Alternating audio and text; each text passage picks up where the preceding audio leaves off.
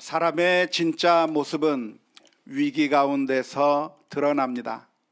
급하고 그리고 어려운 일이 있을 때 그 사람의 본 모습이 드러나는 것이죠.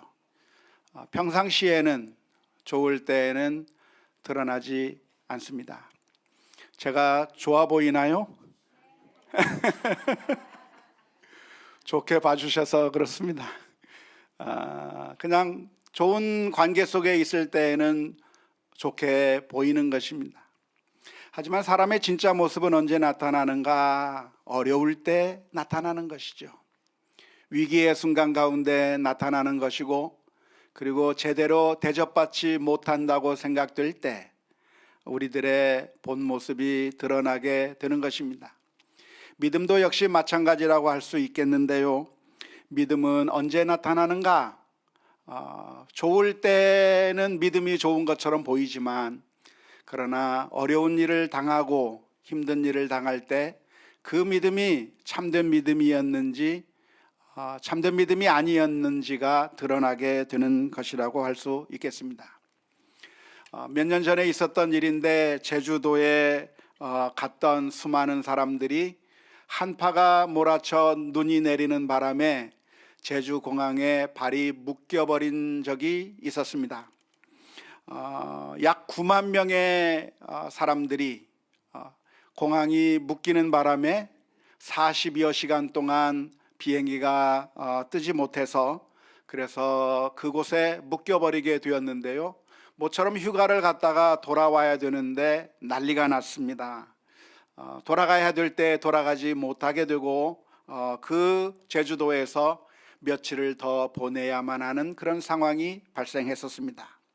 인근의 호텔도 구할 수 없어서, 그래서 공항에서 마치 노숙자처럼 며칠씩 보내야만 했던 그 상황이 되었는데요. 나중에 운항이 재개되었지만 한바탕 소동이 난 겁니다. 누가 먼저 탈 것인가? 누구에게 먼저 그러한 기회를 줄 것인가? 여러 가지 문제로 서로 다투고 아수라장이 되어버렸다고 하는 그런 뉴스를 접한 적이 있습니다. 아마 해외여행을 해보신 분은 혹시 아시겠지만, 이런 어려운 순간이 발생했을 때 우리나라 사람들이 대응하는 방식과 외국 사람들이 대응하는 방식은 조금 약간 다릅니다. 외국에서는 이런 사태가 벌어져도 화내거나 고함을 치거나 그렇게 피켓 시위를 하거나 승무원들과 싸우는 모습은 별로 찾아볼 수 없습니다. 오히려 차분히 순서를 기다리는 사람들끼리 서로 농담을 주고받으며, 그리고 서로 격려하고, 그리고 좋은 것을 생각하면서 대화하는 그런 모습을 보면서 참 많은 감동을 받은 적이 있었습니다. 그런데 그런 모습이 어디서 나타나는 것일까요? 그런 차이는 어디서 나타나는 것일까요? 그것은 우리나라 사람들이 좀 미개해서 그런 것은 아닙니다. 성경적으로 본다고 한다면 모든 사람들은 다 똑같습니다. 어느 나라 사람이든지 어느 곳에 있는 사람들이든지 다 죄성으로 가득 찬 사람들이고, 그리고 타락한 본성을 가진 것이 우리 인생들이라고 할 수 있고, 모든 사람들이 다 한결같이 똑같이 연약한 존재라고 할 수가 있겠는데, 아마도 그 차이가 나타난다고 한다면 그것은 항공사에 대한 믿음의 차이에서 온다고 생각이 들었습니다. 이런 긴박한 상황 가운데서 항공사가 최선의 노력을 다하고 있을 것이며, 그리고 만일 대체 항공편이 마련이 된다고 한다면 누구에게나 공평한 방법으로, 그리고 공정하게 순서에 따라 사람들을 태울 것이라고 하는 믿음이 있다고 한다면, 그러면 그렇게 화낼 일도 싸울 일도 고함칠 일도 없을 것입니다. 하지만 우리들에게는 그런 믿음이 별로 없습니다. 가만히 있으면 무시를 당하게 될 것이고, 소리를 질러야 사람들이 나에게 귀를 기울이고, 그리고 누군가 대체 항공편이 마련된다면 힘있고 빽 있는 사람들이 먼저 차지할 거라고 하는 그런 의심이 팽배해 있기 때문에 그런 일들이 발생하는 것이 아닐까 싶습니다. 믿음이 있다고 한다면 조급해지지 않고 기다릴 수 있는 것이죠. 하지만 믿음이 없고 신뢰가 깨어져 버리면 그러면 그 어떤 것으로도 해결이 되지 않고 조급함을 보이고 그리고 불안한 마음을 보일 수밖에 없는 것 같습니다. 오늘 우리는 창세기의 말씀을 지난 시간에 이어서 읽었는데요. 이 두 사람은 결혼한 지 오래되었지만, 가정생활을 오랫동안 했지만 이 가정에 아이가 없었습니다. 하나님께서 약속해 주시기를 내 자녀가 하늘의 별과 같이 많아질 것이고 그리고 바닷가의 모래알처럼 많아질 거라고 약속해 주셨고, 그 약속을 아브라함이 믿었지만, 그리고 그 믿음을 하나님께서는 아브라함의 의로 여기셨다고 했지만 그 믿음이 영원히 계속된 것이 아니라 점점 희미해져 가는 겁니다. 점점 약해져 가는 겁니다. 왜냐하면 눈에 보이는 그 현실이, 아주 절망적인 현실이 펼쳐지고 있기 때문에 그렇습니다. 자녀가 없다고 하는 것은 문제가 될까요? 오늘날에는 아무 문제가 안 되는 것 같아요. 자녀가 없어도 행복하게 잘 살고, 자녀가 없어도 대통령도 합니다. 자녀가 없는 것이 흠이 되지 않는 세상에 우리가 살아가고 있는 것이죠. 하지만 이 당시에는 아주 어려운 문제였습니다. 자녀를 낳지 못한다고 하는 것은 하나님의 축복을 받지 못한 것처럼 생각되던 그런 시기였던 것이죠. 그래서 아브라함과 사레는 기다리고 기다렸는데 아이가 나오지 않자 마음이 조급해지기 시작했습니다. 왜 조급해지기 시작했을까요? 왜 기다리지 못하고, 왜 하나님을 믿고 신뢰하지 못하고 불안한 마음이 자꾸만 드는 이유가 무엇이겠습니까? 그것은 늙어가기 때문에 그렇습니다. 사람은 영원히 건강하고 젊은 것이 아니라 시간이 지나면 늙어갈 수밖에 없고, 이제 나이가 차면 더 이상 아이를 낳을래도 낳을 수 없는 그런 시기가 도래하기 때문에 마음이 불안해질 수밖에 없는 것입니다. 하나님께서는 아브라함에게 약속해 주셨습니다. 창세기 12장 2절 말씀이죠. 내가 너로 큰 민족을 이루고 내게 복을 주어 내 이름을 장대하게 하리니 너는 복이 될지라.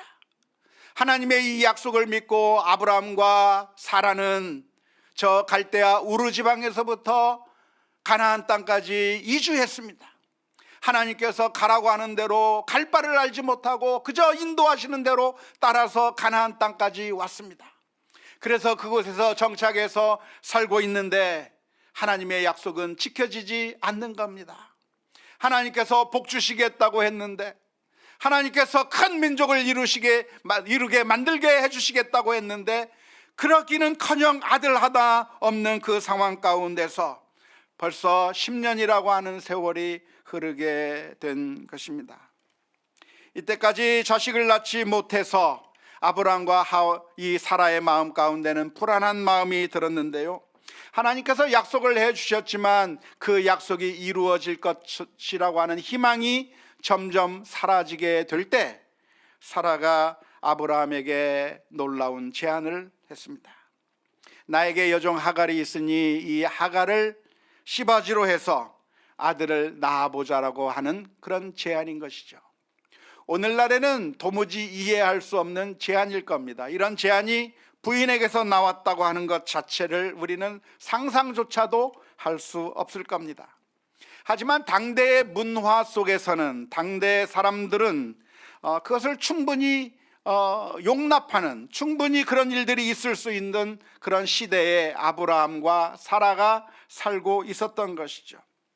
우리나라만 해도 조선시대에는, 아니 외정시대, 아니 해방되어서도 한동안은 여전히 씨바지를 통해서, 첩을 통해서 자식을 이으려고 했던 그런 소망들이 있었던 기간이 있었습니다. 이 당시도 역시 마찬가지였는데 아이를 낳지 못한다고 한다면 다른 사람을 통해서라도 낳는 그런 일들이 있었던 것입니다. 하지만 이렇게 성경 속에 기록되어 있다고 해서 이 일이 하나님의 앞에서 옳은 일은 아닙니다. 옳은 방법은 아닙니다. 우리가 성경을 읽을 때 조심해야 될 것 가운데 하나가 무엇이냐면 성경에 있는 모든 것들이 다 우리들에게 주어진 그런 하나님의 뜻이 아니라고 하는 것입니다. 물론 하나님의 뜻을 우리들에게 전해주고 있지만 그 하나님의 뜻이 문화라고 하는 옷을 입고 기록되어 있습니다. 그 당시의 이야기로 기록되어 있는 것이 성경의 말씀입니다. 따라서 우리가 이 성경 말씀 가운데서 어떤 것이 하나님의 영원한 뜻인지, 아니면 그 당시에 비일비재하게 일어났던 그 당시의 관습과 문화에서 나온 것인지를 구분하면서 이것이 성경적인 것인지 하나님께서 원하시는 것인지 아닌지를 구분해야 할 필요가 있는 것이죠. 미국에 어떤 사이비 교파가 하나 있는데요, 그 사이비 교파에서는 주장하기를 우리는 일부 다처제를 해야 된다라고 했습니다. 왜냐하면 성경에 보니까 아브라함도 그랬고 야곱도 그랬고 믿음의 조상들이 다 여러 명의 아내를 두고 있었다고 하는 것을 보면서 성경에 보니까 여러 명의 아내를 두었지 않았느냐, 그러니까 우리도 일부 다처제를 해야 된다고 그렇게 주장하는 사이비 교파가 있습니다마는 그렇게 생각할 것이 아닙니다. 성경적인 결혼관은 무엇입니까? 한 남자와 한 여성이 결혼하여 사랑하고 가정을 이루는 것이 그게 성경적인 결혼관이지, 일부 다처나 여러 가지 다른 방법이 성경적인 방법이 아니라고 하는 것을 우리가 분명하게 기억해야 될 줄로 믿습니다. 아무튼 하나님께서 선택한 아브라함과 사라가 참 하나님의 약속을 믿었지만 그 믿음이 희미해져 갈 때, 위기감이 들게 되었을 때 이들에게서 믿음의 행동이 나온 것이 아니라 불신앙의 행동이 나온 것이죠. 하나님께서 원하지 않는 방법이 나오게 된 것입니다. 아무리 기다리고 또 기다려도 하나님의 약속은 이루어질 것 같지 않으니까 세상적인 방법, 그 당시 주변에서 수많은 사람들이 하는 그 방법을 사용해서 아이를 얻고자 했던 것입니다. 하나님에 대한 신뢰를 가지고 기다리기보다 이 세상의 방법을 가지고 해결해 보려고 했었던 것입니다. 믿음은 무엇일까요? 믿음은 믿는 것입니다. 믿음은 하나님을 신뢰하는 것입니다. 하나님을 신뢰할 수 있다고 한다면 기다릴 수 있는 것이죠. 하나님을 신뢰할 수 있다고 한다면 그러면 우리들의 눈앞에 모든 것들이 잘못된 방향으로 흘러가고 망할 것 같고 아무런 해결책이 나오지 않는 것처럼 보이는 상황 가운데서도 하나님을 믿기 때문에 기다릴 줄 아는 것이 믿음입니다. 믿음이 있으면 기다릴 수 있는 것인데 믿음이 없으면 기다릴 수 없고 드디어 사람의 방법, 이 세상의 방법, 잘못된 방법들이 튀어나오게 되어 있습니다. 하나님의 방법과 이 세상의 방법은 어떤 차이가 있을까요? 믿음의 방법과 불신앙의 방법은 어떤 차이가 있을까요? 믿음의 방법, 하나님의 방법은 지금 당장은 해결책이 아닌 것처럼 생각이 됩니다. 왜냐하면 그 믿음의 방법을 가지고 기다려봤자 아무런 답이 나오지 않는 것처럼 보이기 때문에 그렇습니다. 도표를 하면 보면서 봤으면 좋겠는데요, 하나님의 방법, 믿음의 방법은 우리들의 눈에 해결책이 아닌 것 같아요. 기다려도 답이 나오지 않는 것 같아요. 하지만 이 세상의 방법, 불신앙의 방법은 무엇입니까? 지금 당장 효과가 있는 것처럼 보이는 것이 이 세상의 방법이요, 불신앙의 방법입니다. 하지만 우리가 분명하게 기억해야 될 것이 있다고 한다면 이 세상의 방법, 불신앙의 방법은 완전한 해결이 되는 것이 아니라 부작용이 많고 결국에는 더 큰 문제를 일으키는 것이 이 세상의 방법인 것이죠. 하나님의 방법은 해결책이 아닌 것 같아 보이지만 결국에는 완전한 해결책이요, 하나님께서 주시는 바른 길이요, 행복의 길이라고 하는 사실을 오늘 우리가 기억해야 될 줄로 믿습니다. 사라는 하갈이라고 하는 몸종을 아브라함에게 주었는데요, 이상하게 하갈은 임신을 잘 했습니다. 하갈이 임신하게 되었는데 그래서 결국 목적한 바를 이룰 수 있게 된 것처럼 보였습니다. 드디어 아브라함의 가정에도 아이가 태어나는 일이 생기게 된 겁니다. 하지만 문제가 해결된 것일까요? 아니죠. 창세기 16장 4절 말씀에서 이렇게 기록하고 있습니다. 아브라함이 하갈과 동침하였더니 하갈이 임신하매 그가 자기의 임신함을 알고 그의 여주인을 멸시한지라. 아브라함의 가정에 문제가 생기게 된 겁니다. 더 큰 문제가 생기게 된 것이죠.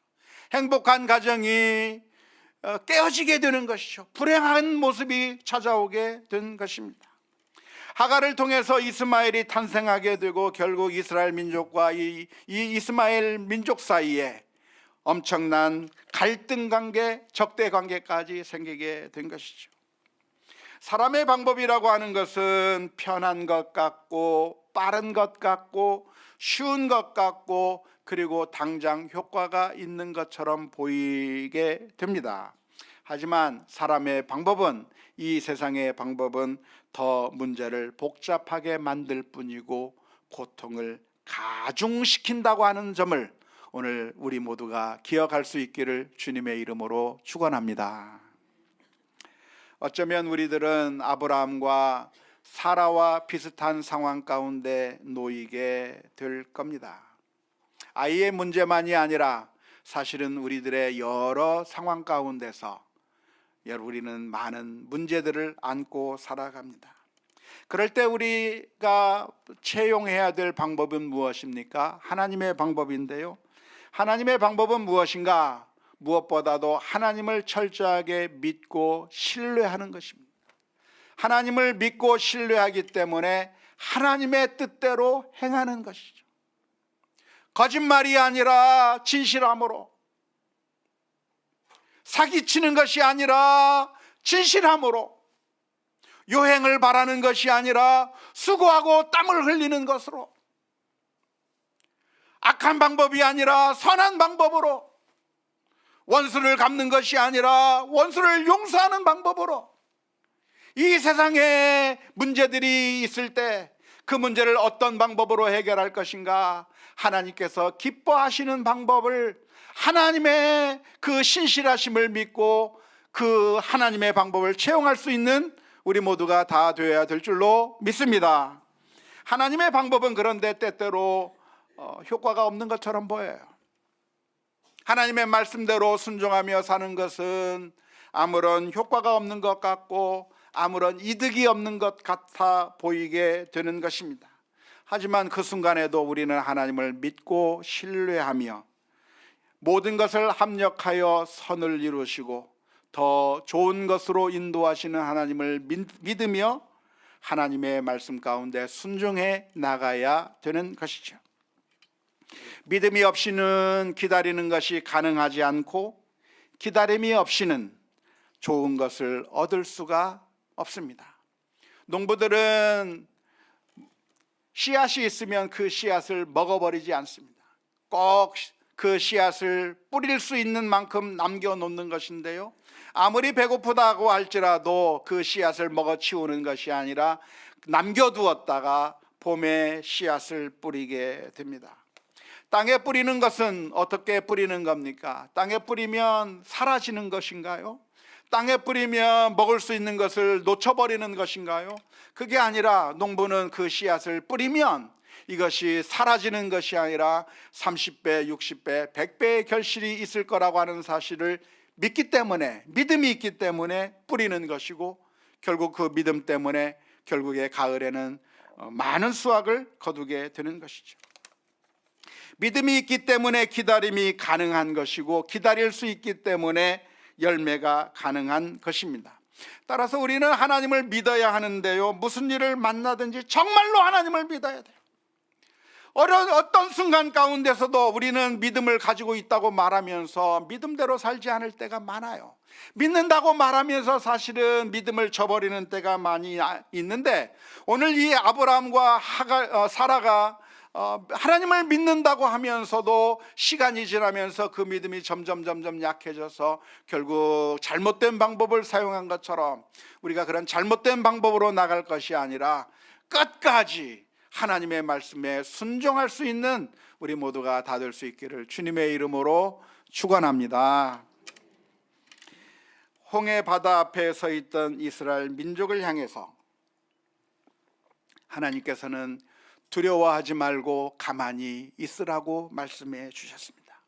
출애굽기 14장 13절의 말씀, 모세가 백성에게 이르되 너희는 두려워하지 말고 가만히 서서 여호와께서 오늘 너희를 위하여 행하시는 구원을 보라. 너희가 오늘 본 애굽 사람을 영원히 다시 보지 아니하리라. 이스라엘 민족은 애굽에서부터 해방되어 가나안 땅을 가는 가운데 너무나도 기뻤어요. 너무나도 행복했어요. 하지만 그 행복과 기쁨이 얼마 가지 못했습니다. 왜냐하면 바로 자신들의 눈앞에 홍해 바다가 가로 놓여져 있었기 때문입니다. 그 상황 가운데서, 그 위기 가운데서 그들의 본색이 드러나게 된 거죠. 그 순간에 갑자기 원망이 튀어나오기 시작했습니다. 모세와 아론을 향해서 비난하기 시작했습니다. 죽을 수밖에 없게 되었다고 하는 판단 가운데 그들은 원망하며 지내게 되었는데, 그 순간에 들려주신 하나님의 말씀이 무엇이냐면, 너희는 가만히 있어서 하나님의 구원을 보라고 하신 것입니다. 결국 그래서 이스라엘 민족은 구원을 받게 되었는데요, 시편 46편 10절 말씀에서도 이렇게 기록합니다. 이르시기를 너희는 가만히 있어 내가 하나님됨을 알지어다. 내가 문 나라 중에서 높임을 받으리라. 내가 세계 중에서 높임을 받으리라 하시도다. 가만히 있으라고 주님께서 말씀해 주고 계시는 것이죠. 오해하지 마십시오. 가만히 있으라고 하는 그 말씀은 그러니까 아무것도 하지 말라고 하는 그런 말씀이 아닙니다. 종종 성경에는 하나님만을 믿고 이 세상의 것을 믿지 말라고 말씀하고 있고, 하나님을 믿기 때문에 가만히 있으라고 하는 그런 성경 말씀이 많이 나오고 있는데요, 이 말씀을 사람들은 종종 오해를 합니다. 그래서 정말 아무것도 하지 않아야 되나? 병에 걸렸다고 할지라도 내가 약을 먹거나 병원에 가거나 내가 나를 고치려고 하는 그런 노력을 전혀 하지 않은 채 그저 하나님을 믿고 기도하면서 하나님 고쳐주세요, 하나님을 철저하게 믿기 때문에 약을 내버리고, 하나님을 철저히 믿기 때문에 내가 의사도 신뢰하지 않고 그저 하나님만 믿겠다고 하면서, 그래야 진짜 하나님을 믿는 것이지, 말로는 하나님 믿는다고 말해놓고 가서 약을 먹고, 말로는 하나님을 믿는다고 하면서 의사에게 간다면 그건 진짜 믿음이 아니라고 생각하는 사람들이 종종 있습니다. 하지만 그렇지 않습니다. 하나님을 믿지 말라고, 하나님을 믿고 두려워하지 말라고 하는 이야기는, 가만히 있으라고 하는 이야기는 그런 약이나 의사를 의지하면 안 된다고 하는 말이 아닙니다. 우리가 아무 일도 안 하고 가만히 있으면 저절로 살 수 있는 게 아닙니다. 땀을 흘리고 수고하며 애써야 벌 수 있는 것이고요, 누릴 수 있는 것이지, 그냥 하나님 앞에 기도만 하고 있으면 내가 노력하지 않아도, 내가 수고의 땀을 흘리지 않아도, 내가 열심히 살려고 하는 그런 노력을 하나도 하지 않은 채 그저 골방에 들어가서 하나님 앞에 기도하기만 하면 하나님께서 까마귀를 통해서 보내어 먹여주시기도 하고, 또한 정말 기적적인 방법을 통해서 먹여주시고, 다 하나님께서 다 알아서 먹여주시니까 내가 직장도 안 다니고 그냥 기도만 해도 되겠는가? 절대 그렇지 않습니다. 내가 주의 일을 하기만 하면, 먼저 그의 나라와 그의 의를 구하면 하나님께서 이 모든 것으로 다 채워주신다고 했으니까, 내가 주를 위해서 힘쓰고 애쓰고 열심히 노력만 하면 공부를 하나도 하지 않아도 알아서 하나님께서 좋은 대학을 보내주실 걸까요? 그렇지 않습니다. 좋은 가정을 만들기 위해서 내가 노력을 아무것도 하지 않은 채, 가정이 정말 여러 가지 문제 가운데 있으면, 가정 가운데 불화가 있으면 그 문제를 해결하려고 하는 노력을 아무것도 하지 않은 채 그저 교회에 나와서 기도하기만 하면 하나님께서 저절로 마음을 변화시켜 주셔서 그 가정이 행복하게 될까요? 우리 자녀들의 문제가 그냥 해결되게 되는 것일까요? 전쟁이 일어나는데도 불구하고 아무런 전쟁의 준비를 하지 않은 채 하나님께 기도하기만 하면, 전쟁은 하나님께 속한 것이니 하나님께서 해결해 주셔야 된다고 하면서 기도하기만 하면 그 전쟁에서 무조건 이기게 되는 것일까요? 절대 그렇지 않습니다. 도표를 하면 보았으면 좋겠는데요, 가만히 있으라고 하는 말의 의미는 무엇입니까? 그것은 아무 일도 하지 말라고 하는 의미에서 가만히 있는 것이 아니라 두려워하지 말고 가만히 있으라고 하는 그런 의미입니다. 무서워서 벌벌 떨고 괴로워하면서 그렇게 염려 가운데 있지 말고 담대하게 가만히 있으라고 하는 이야기이고, 가만히 있으라고 하는 이야기는 이 세상의 악한 방법, 세상적인 방법을, 그런 방법을 쓰면서 문제를 해결하려고 하지 말고 가만히 있으라고 하는 의미예요.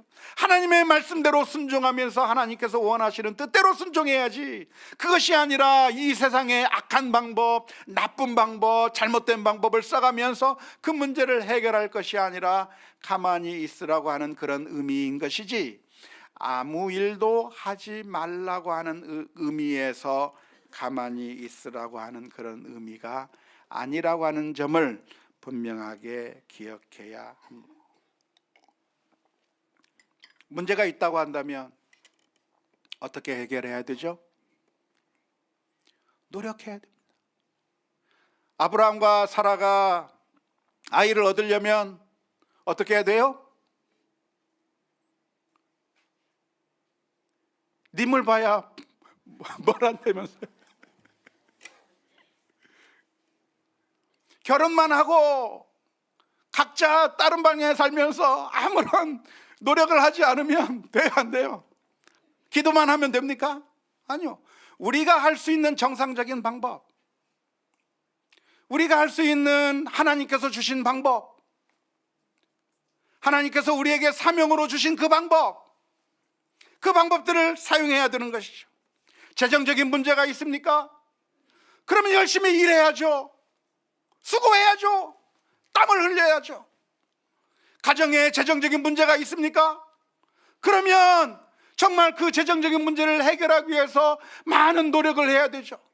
하나님께서 주시지 않은 잘못된 방법, 사기를 치고 남의 것을 훔치고 구수한 말로 다른 사람들의 돈을 취하는 그런 방법을 쓸 게 아니라 내가 시간을 내서 열심히 노력하고 애를 써야 되죠.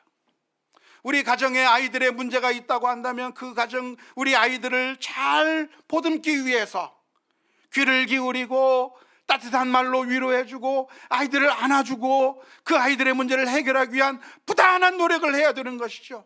그것이 아니라 나는 하나님을 믿고 있으니 하나님께서 해결해 주실 거야 하면서 기도만 하고 있다고 한다면 그것은 제대로 된 믿음이 아니라 잘못된 믿음이라고 하는 사실을 분명하게 기억해야 할 것입니다. 너희는 가만히 있으라고 하는 그 말은 아이가 전혀 없을 때 아무런 노력도 하지 않은 채 그냥 하나님만 바라보고 있으라고 하는 그런 의미는 아닙니다. 가만히 있으라고 하는 그 얘기는 잘못된 방법을 사용해서, 하가를 이용해서, 다른 방법을 통해서 아이를 얻으려고 하는, 하나님께서 싫어하시고 미워하시는 방법을 통해서 그런 일을 하지 말라고 하는 그런 의미고, 걱정하지 말라고 하는 그런 의미라고 하는 사실을 우리가 기억해야 할 것입니다. 이 세상의 방법은 쉬워 보입니다. 사기를 치면 돈 버는 게 쉬운 것 같고, 도둑질을 하면 돈이 쉽게 벌리는 것 같고, 남의 돈을 빌리고 남의 돈을 쉽게 얻으면 그러면 모든 문제가 금방금방 해결될 것처럼 보입니다. 하지만 이 세상의 방법은 문제를 해결하는 것이 아니라 더 많은 어려움을 더 축적하는 것입니다. 결국은 폭발하게 되어 있고 결국은 더 큰 고통으로 몰아넣게 되는 것뿐입니다. 하나님의 방법에 순종하고 그 하나님의 말씀에 따라 사는 것은 때때로 답답해 보입니다. 아무런 문제가 해결되지 않는 것처럼 보입니다. 아브라함의 가정이 그랬어요. 언제까지 기다렸어요? 100살 때까지. 그때의 나이와 오늘의 나이가 좀 다를 거라고 생각이 드는데요. 아무튼 소망이 없다고 생각될 때까지 기다렸어요. 하나님의 방법은 아무런 해결책이 아닌 것처럼 보일 때가 많아요. 하지만 아무런 결과가 없는 것이 아니라 하나님이 선하신 하나님이고, 그리고 그 하나님께서 우리들에게 허락해 주시는 것은 우리에게 해로운 것이 아니라 가장 좋은 것을 우리에게 주신다고 하는 사실을 믿음을 가지고 믿음으로 걸어가는 우리 모두가 다 될 수 있기를 주님의 이름으로 축원합니다. 우리는 그래서 항상 질문을 던져야 합니다. 과연 이것은 하나님께서 기뻐하실 만한 일인가? 하나님께서 원하시는 길인가? 하나님께서 원하시는 길, 기뻐하시는 길이 아니라고 하면 중단해야 하고, 하나님께서 원하시고 기뻐하시는 일이라고 한다면 묵묵히 아무런 결과가 없는 것처럼 보여도 순종하며 나아가는 우리 모두가 다 될 수 있기를 주님의 이름으로 축원합니다. 하나님을 전적으로 믿고 신뢰하며 기다리라고 말씀하시는 그 하나님께서 먼저 우리를 참고 기다리고 또 기다리셨다고 하는 사실을 알고 계십니까? 사실은 우리는 믿을 존재가 아니죠. 우리는 늘 하나님을 배반했고 하나님의 말씀대로 살지 않았고, 그래서 당장 하나님의 심판을 받아도 아무 할 말이 없는 것이 우리들인데, 그럼에도 불구하고 하나님께서는 기다려 주셨습니다. 그리고 하나밖에 없는 그 아들을 우리 위에 내어 주셨습니다. 그리고 그 아들을 통하여 우리들을 회복시키시고 구원해 주셨습니다. 그 놀라운 사랑을 우리가 받았다고 한다면 오늘 매 순간순간, 위기의 순간에, 답답해 보이는 순간에, 정말 힘든 순간에 이 세상의 길로 나가는 것이 아니라 하나님의 뜻에 순종하며 나가는, 하나님께서 원하시는 방법이 무엇인가를 구하며 나가는 우리 모두가 다 될 수 있기를 주님의 이름으로 축원합니다.